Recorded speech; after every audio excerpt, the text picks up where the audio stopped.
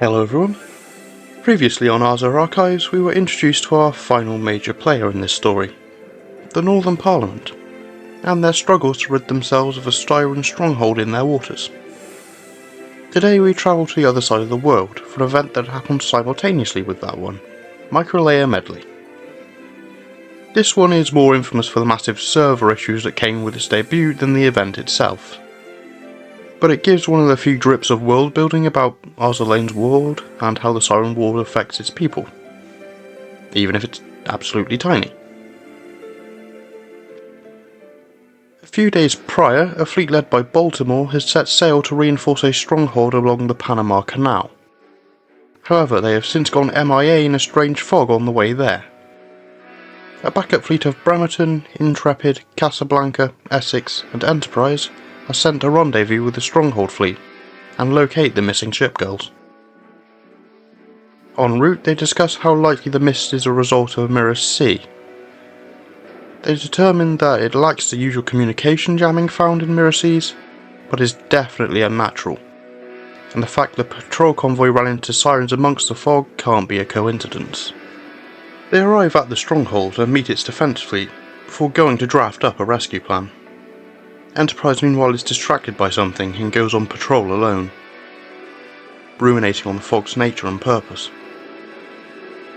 She concludes that the way the fog acts, allowing them to use their communication equipment and extending far beyond usual sea fog, that it's meant to lure them, or rather her, into a trap.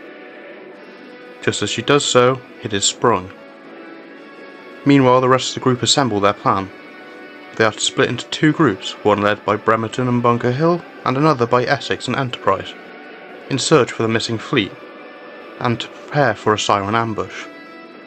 They notice Enterprise has yet to return, and when Intrepid goes to search for her, finds only parts of her rigging. As she does, the Sirens launch an attack on the Stronghold. They manage to hold them off, but Essex recalls the attack on NY. The Sirens are just going to keep going until their leader is removed from play. They also theorise that the Sirens' plan is to whittle down their forces, by using the fog to lure them into mirror seas before launching an offensive on the Stronghold. They contact Bunker Hill's fleet, who is also in search of Enterprise, and after checking with the Stronghold that she hasn't passed through. But as they do, the fog rolls in on their position. Meanwhile, Enterprise finds herself somewhere completely different. It gives her a sense of nostalgia, but also unnerves her. The area has a strong smell of smoke, as if a battle had just concluded. The fog returns, and this time she's not alone. Essex's fleet try to dispatch recon aircraft from Intrepid, but the fog is making taking off and landing difficult, not helped by the jamming of communication, radar and navigation systems, leaving them completely lost. Cooper sets off to scout using her searchlight, despite protests from Intrepid of drawing enemy fire. In an attempt to stop Essex overthinking on what Enterprise would do in the situation, Intrepid calls out to her sister, snapping her back to reality and telling her not to emulate Enterprise in lieu of core strategies, which gives Essex an idea. If the Sirens did set over Mirror Sea here, destroying the core would let them out, and get rid of the mist that's making them effectively blind. Meanwhile with Enterprise, she continues sailing through the fog, eventually meeting Ark Royal, who has been waiting for her. She tries to ask where she is and who else is meant to be here, but is blown off by Ark, who disappears into the mist. Back with Intrepid, she receives a report from Cooper. She has found a new type of mass-produced ship, notably glowing purple, the Mark IIIs. She attempts to fight it, but soon requests backup, clearly out of her depth. Essex believes that encountering these new models must mean they're close to the core. They're ambushed by submarines, but press on nonetheless until the Sirens are dealt with. Just then, the weather turns stormy, and a colossal wave appears out of nowhere. It pulls Intrepid under and causes her rigging to begin falling apart. As she sinks, she curses her ineptitude, until she hears the voice of a submarine, Bluegill, who has returned from patrol, and requests her help. Elsewhere, Purifier returns, bemoaning her tiredness to a new Siren.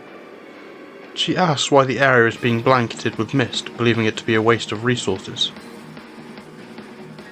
The newcomer replies that it's for the suspense, and Purifier pulls a seniority card in response to her cheek.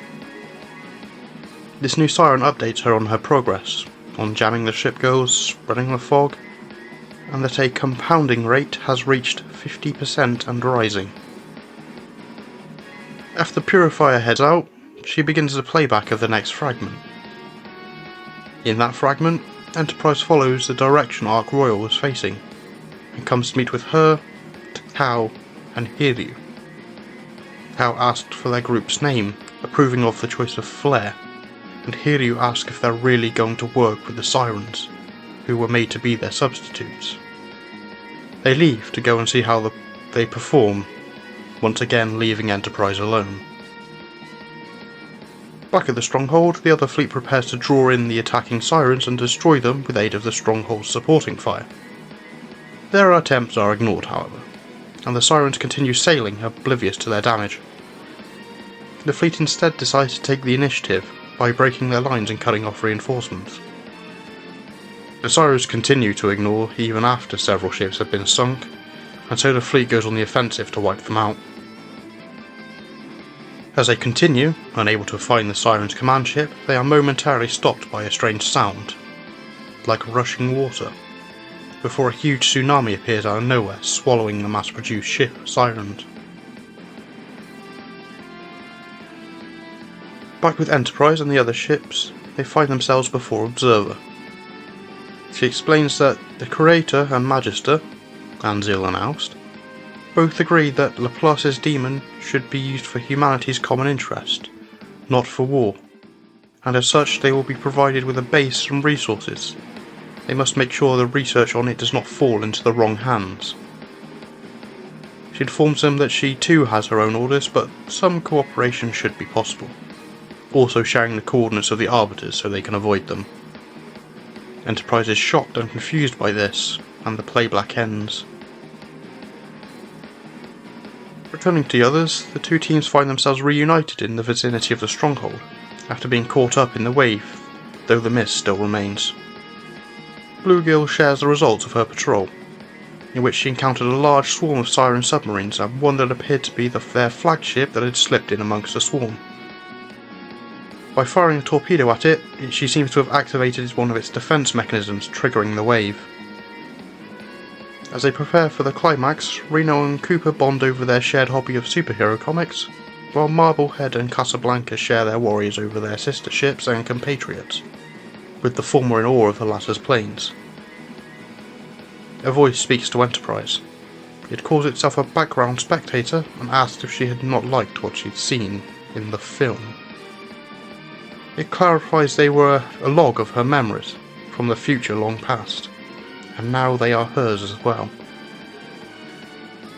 Enterprise is having none of what the voice has to say, but is beckoned over, where a new figure emerges from the mist. Her meta counterpart appears, staring her down, before disappearing with the mist, revealing countless mass-produced Sirens. As Enterprise prepares to fight, the missing fleet arrives to back her up. Meanwhile, Ash continues to note the commander's absence. Back with the Stronghold fleet, the disappearing mist allows the Union carriers to retake the skies. They find themselves surrounded by a truly obscene number of Sirens, but with their newfound access to aerial reconnaissance, they find an area with the highest mist density. Theorizing that that's where the flagship is hiding, they sail forth. As they do, the seas split and the new Siren finally shows herself, launching her attack. Finding her surface combat mode overheating, the Siren begins to dive, only to be focused down by Bluegill and anti-submarine warfare planes, preventing her mode change. Given no other choice, mechanical tentacles burst from beneath the waves. They manage to get away, and Reno notes that she doesn't feel much malevolence from the Siren.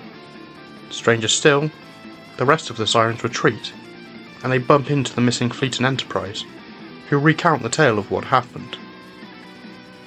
In the mist, Purifier had engaged their fleet, serving as a distraction until Enterprise Meta had showed up, in search for the commander. She drove Purifier off and helped them escape. Some time later, Enterprise has a nightmare. In it, she finds shipgirls, some she knows and some she doesn't, from many factions, fighting bitterly against what at first glance appears to be mass-produced Northern Parliament ships, but a closer inspection reveals different weaponry and designs. She sees humans fall, and resolves to try and help them, but she can't, her body won't move. She looks up at the sky, remarking about the beauty of some falling meteorites. Her gazing and the dream are brought to an abrupt end by the voice of her counterpart agreeing and welcoming her back. Elsewhere, the new Siren, now known as Compiler, reports to Observer about the failure of this experiment.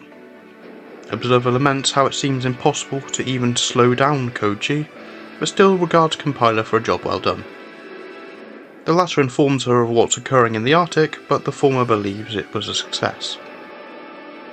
She goes back to ruminating on Code G, and how her strength comes from her ability to reject all foreign interference. She grows frustrated.